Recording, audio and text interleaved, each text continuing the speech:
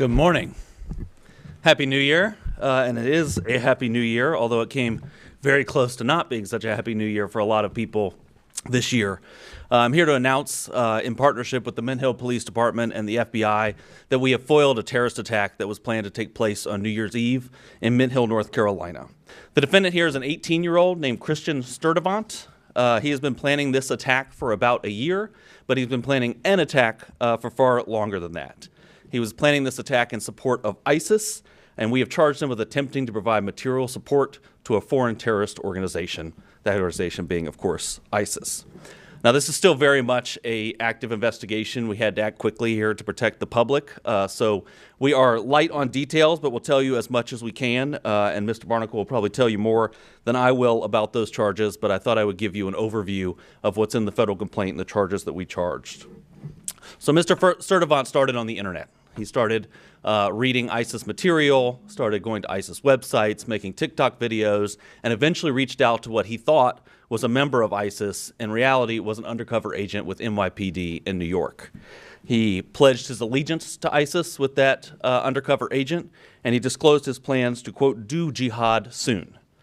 He then met a second undercover with the FBI, who he also thought was an ISIS participant, and he started to be very specific with his plans. He talked with that undercover agent, again, who he thought was ISIS. He talked about where he was planning to do this attack, which was at a grocery store and a fast food restaurant in Mint Hill, places that we go every day and don't think that we may be harmed. He talked about what means he would use to kill innocent people. He said he was going to wear a Kevlar vest and attack people with knives and hammers. And of course, he talked about when he was going to carry out this attack, which was New Year's Eve. FBI special agents arrested him on December 31st as he was being released from a local medical facility.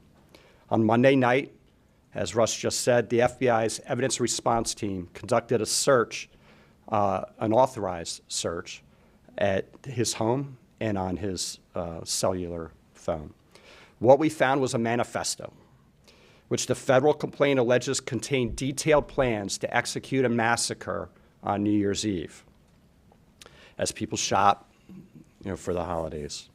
Without the swift action of the FBI Joint Terrorism Task Force, New York City Police Department, the Mint Hill Police Department, and our partners at the United States Attorney's Office for the Western District of North Carolina, we could be announcing a national tragedy.